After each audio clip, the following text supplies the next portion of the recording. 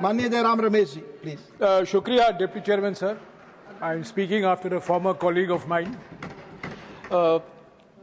Sir, the debate in the Lok Sabha and in the Rajya Sabha have proved once again that we have far too little history in our politics and far too much politics in our history. प्रधानमंत्री, गृह मंत्री और सभी जो उस तरफ से बोले हैं, उन्होंने ये बिल्कुल साबित कर दिया है कि निकले हैं हिस्टोरियन बनने पर एक्चुअली बने हैं डिस्टोरियन। और मैं जो कुछ मैं कहूंगा मेरे पास लिखित प्रमाण है और बिना आपके आदेश दिए हुए मैं ऑथेंटिकेट करूंगा और सभा पटल पर रखूंगा। मैं सिर्फ 3 बातें करना चाहता हूं deputy chairman sir. Vande Mataram किताब पर 1937 और 1940 के बीच में जो बहस हुआ वंदे मातरम को लेकर देश में, और तीसरा बंकिम चंद्र चट्टोपाध्याय के बारे में मैं कुछ कहना चाहता हूं, जिसको आज हम नमन करते हैं, जिसको हम याद कर रहे हैं। सर,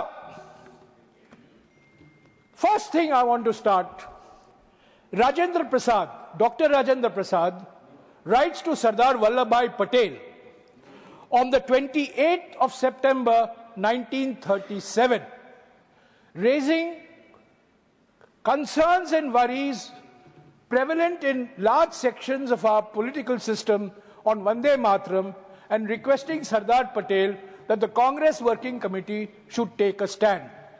क्या यह तुष्टीकरण था? क्या डॉक्टर राजेंद्र प्रसाद को आप आरोप लगा रहे हैं कि तुष्टीकरण कर रहे हैं?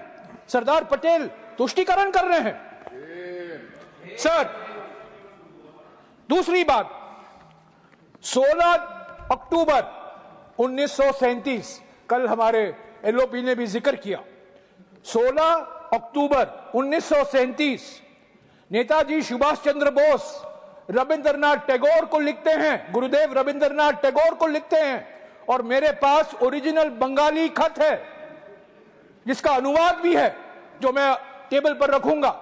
और नेताजी सुभाष चंद्र बोस गुरुदेव से पूछते हैं, गुरुदेव बड़ी चिंता है वंदे मातरम को लेकर, कांग्रेस पार्टी का क्या स्टैंड होना चाहिए, कांग्रेस वर्किंग कमेटी में इस पर क्या बहस होनी चाहिए?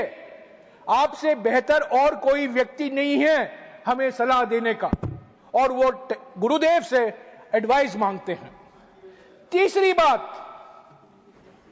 रविंद्रनाथ टैगोर नेताजी सुभाष चंद्र बोस को वापस लिखते हैं 19 तारीख 1937। सर, ये मैं बहुत कोशिश की, मुझे इनका खत नहीं मिला, पर कल रात को खूब प्रयासों के बाद मैंने एक किताब ढूंढा, और ये किताब किसने लिखा था? तृणमूल कांग्रेस के एक पूर्व सांसद प्रोफेसर सुगाता बोस। प्रोफेसर सुगाता बोस कौन थे? शरद चंद्र बोस के पोते।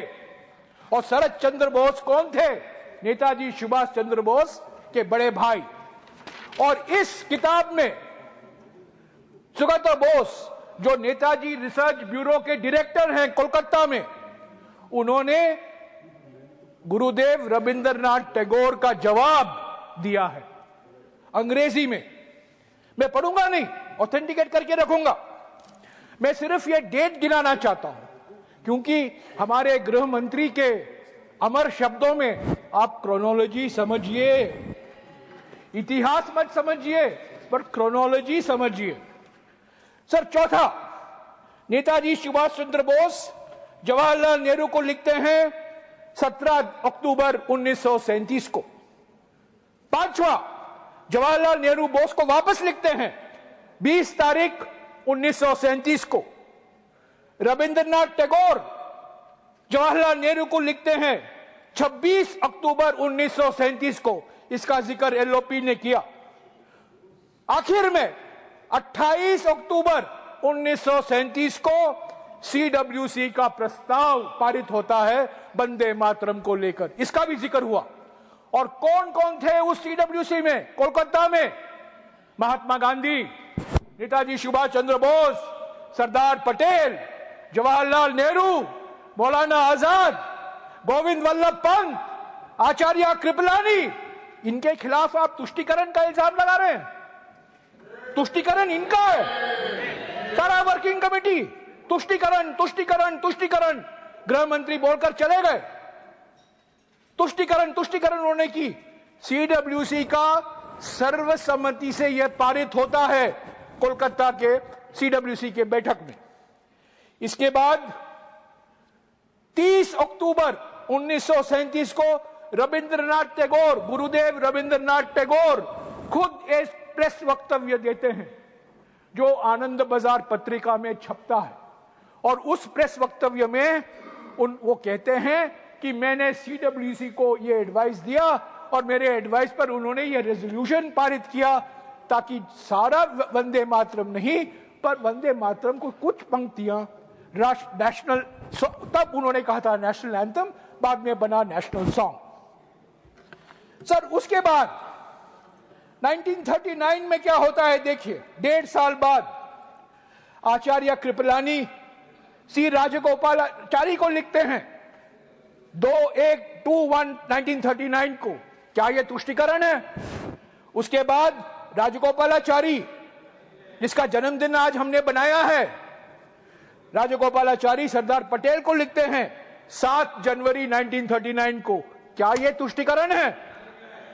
गोविंद वल्लभ पंत जवाहरलाल नेहरू को लिखते हैं 8 जनवरी 1939 को। क्या यह तुष्टीकरण है?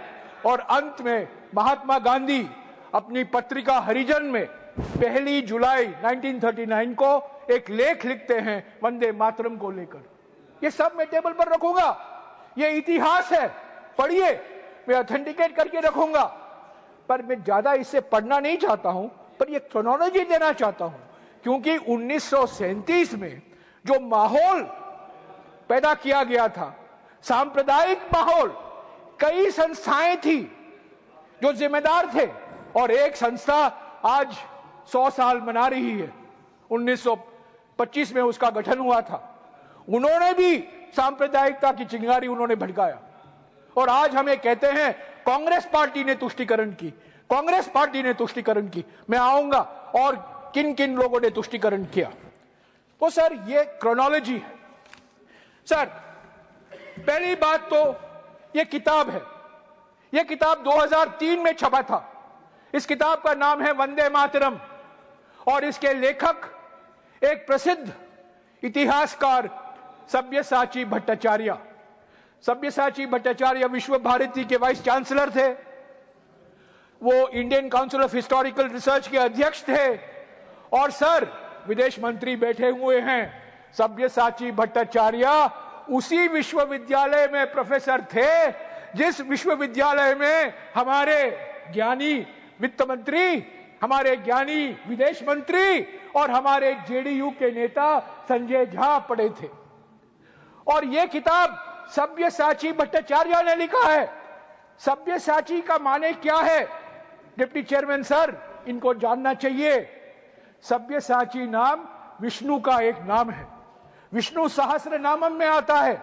सब्यसाची का अर्थ है जो बाएं हाथ से तीर मारता है और दूसरे दाएं हाथ से भी मारता है, two handed. Sabyasachi Bhattacharya two handed इतिहास थे। वो लेफ्ट के नहीं थे, राइट के नहीं थे, वो एक सचमुच बुद्धिजीवी थे और उन्होंने ये किताब लिखी और मैं सारे सांसदों को आज रात तक ये किताब पहुंचा दूंगा। ये 150 पेज का किताब है, पढ़िए इसका इतिहास क्या है। सब्यसाची भट्टाचार्य लिखते हैं कि 1875 में पहला वंदे मातरम लिखा गया।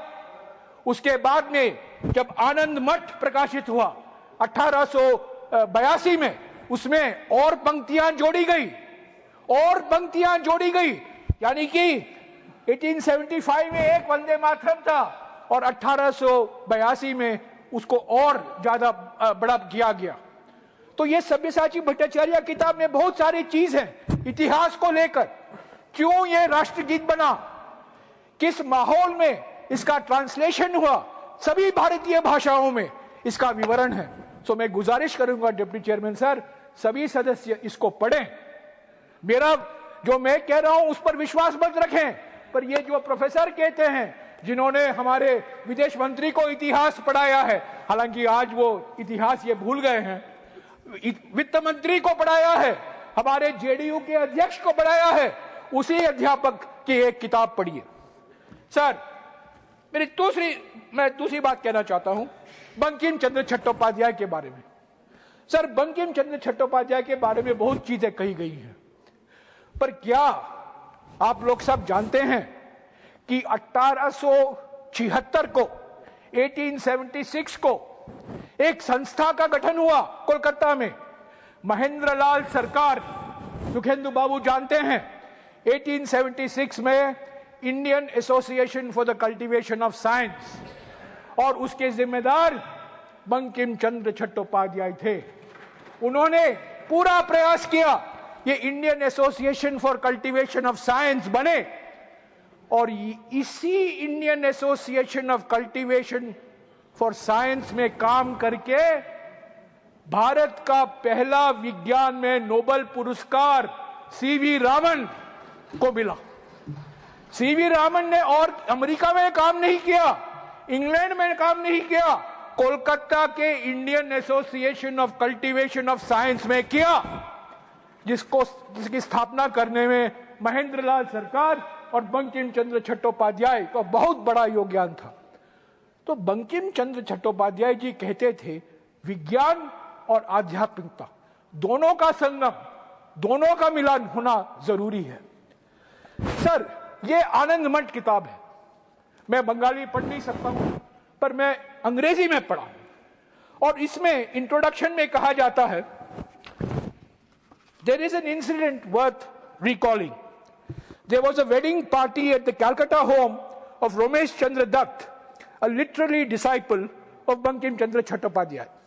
The young Tagore, Rabindranath Tagore, was a guest, and Chatterjee was the guest of honor.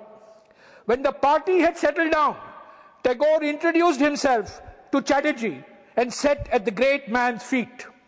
Dutt, himself a big name in the world of literature, made a speech in praise of Bankim Chandra Chattopadhyay and placed a garland of flowers around the great novelist's neck.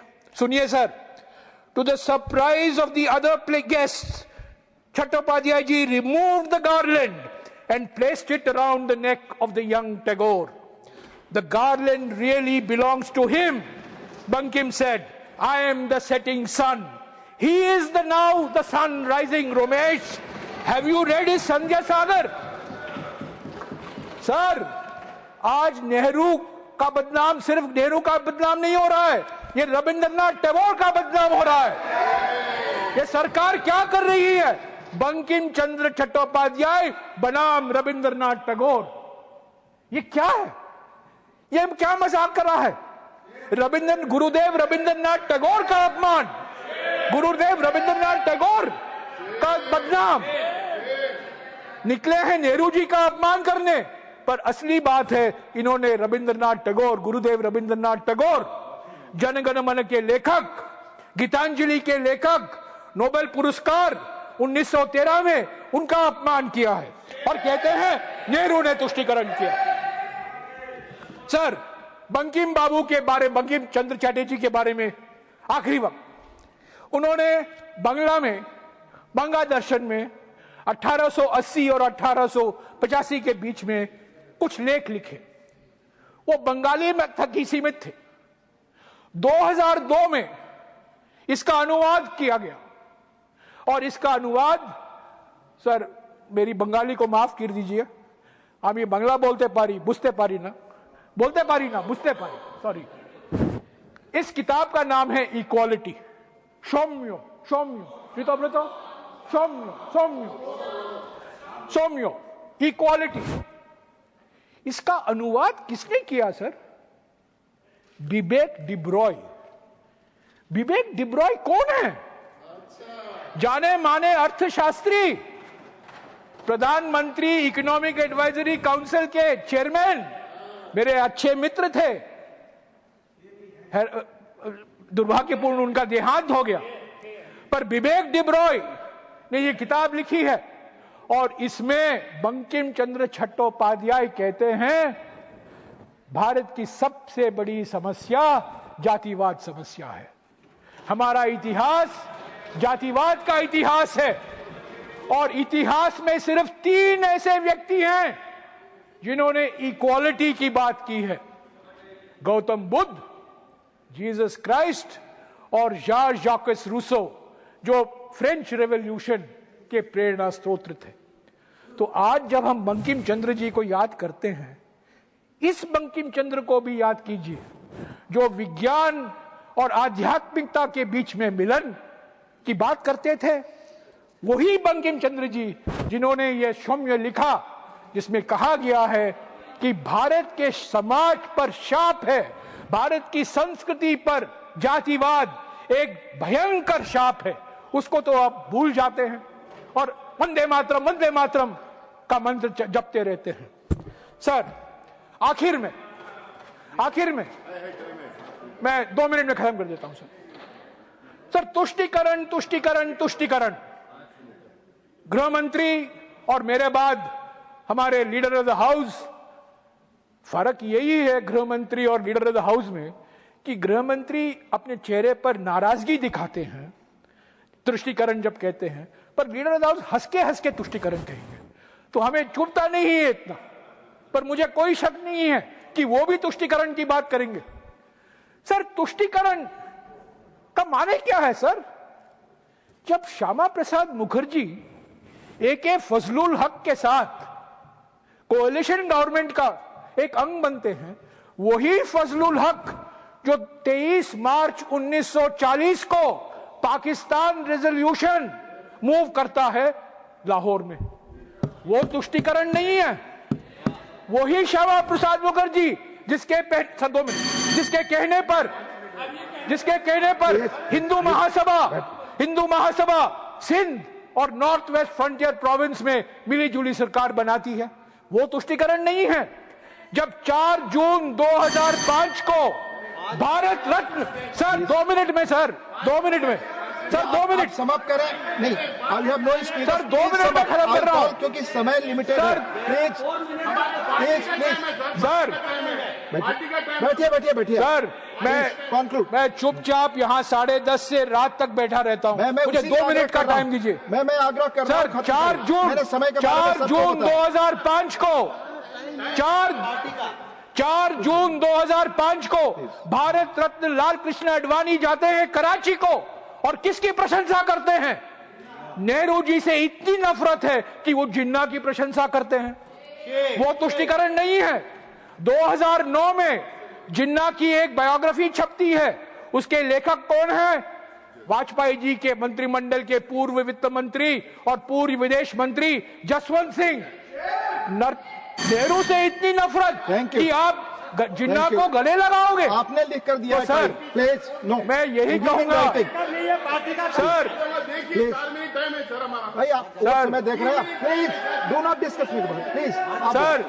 मैं यही कहूंगा अंत में, बहुत सारी चीजें कही गई हैं, हमें इतिहास पढ़ाया गया है विभाजन के बारे में, इमरजेंसी के बारे में, उसके बारे में मैं कुछ नहीं कहूंगा, अलग से उस पर बातचीत करेंगे।